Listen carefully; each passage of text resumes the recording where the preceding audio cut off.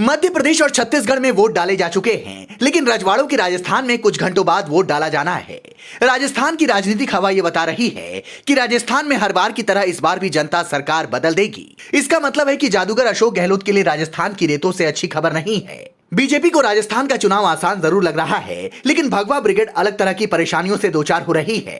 BJP और उसके केंद्रीय नेतृत्व की पहली परेशानी का नाम है महारानी वसुंधरा राजे सिंधिया। चुनाव से पूर्व इस पहली परेशानी से तो बीजेपी जैसे तैसे निपट सकी है, लेकिन चुनाव के बाद अगर राजस्थान के नतीजे बीजेपी के पक्ष में आते हैं तो फिर से वसुंधरा राजे ही बीजेपी की असल परेशानी होंगी।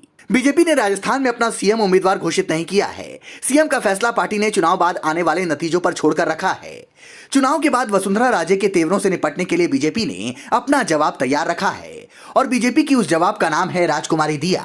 यानी कि महारानी का समय अब राजस्थान में खत्म होने वाला है और राजकुमारी का दौर शुरू होने को है। बीजेपी राजस्थान के नेतृत्व में बदलाव चाहती है, लेकिन उस बदलाव में सबसे बड़ी रुकावट वसुंधरा राजे हैं और पार्टी अगर चुनाव पूर्व इस बदलाव को अंजाम देती है तो चुनावों में नुकसान संभव था, लेकिन चुनाव के बाद बीजेपी इस मौके को जाने नहीं देगी। बीजेपी राजस्थान में अगर बहुमत में आती है तो राजकुमारी दिया पार्टी का चेहरा साबित होंगी। महारानी की जगह राजकुमारी दिया को राज्य की बागडोर सौंपे जाने की चर्चा है। वसुंधरा राजे और राजकुमारी दिया दोनों राजपूत हैं। राजस्थान की राजनीति में राजपूतों का प्रभाव है। वहीं पार्टी में ज्यादा तवज्जो न मिलने की खबरों के बीच वसुंधरा राजे भी अपनी तरफ से रेस में बनी हुई हैं और शक्ति प्रदर्शन का कोई भी मौका नहीं छोड़ रही। वसुंधरा जोधपुर से बाड़मेर और जैसलमेर तक दौरे कर अपने समर्थकों से मिल रही हैं। शायद रानी रेस में बने रहने के लिए अपना आखिरी दाव लगाना चाहती हैं। राजकुमारी दिया राजस्थान के राजसमंद से सांसद हैं। वह जयपुर के पूर्व महाराज भवानी सिंह की बेटी हैं। जयपुर राजघराना खुद को भगवान राम का वंशज बताता है। कहा जाता है कि जयपुर के पूर्व महाराजा भवानी सिंह भगवान राम के बेटे कुश के 309वें वंशज थे।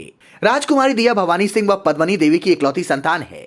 भवानी सिंह का कोई बेटा नहीं था, इसलिए राजकुमारी दिया के बेटे को ही साल 2011 में अपना वारिस घोषित किया। दिया ने अपनी शुरुआती पढ़ाई दिल्ली और जयपुर से की। इसके बाद हायर एजुकेशन की पढ़ाई उन्होंने लंदन से की। राजनीतिक एक्सपर्ट मानते हैं कि राजकुमारी दिया और वसुंधरा राजे में काफी चीजें एक जैसी हैं।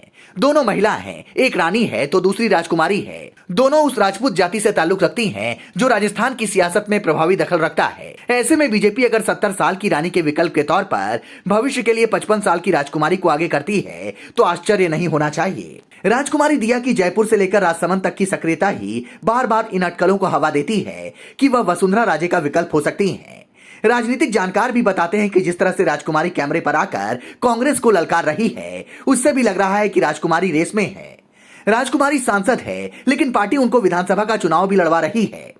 राजस्थान की चुनावी रैलियों में राजकुमारी दिया की कुर्सी पीएम के आसपास लगाई गई है। कुल मिलाकर राजस्थान में बीजेपी महारानी से आगे निकलकर राजकुमारी को मौका देने की तैयारी में है। Bureau report, leading Bharat TV.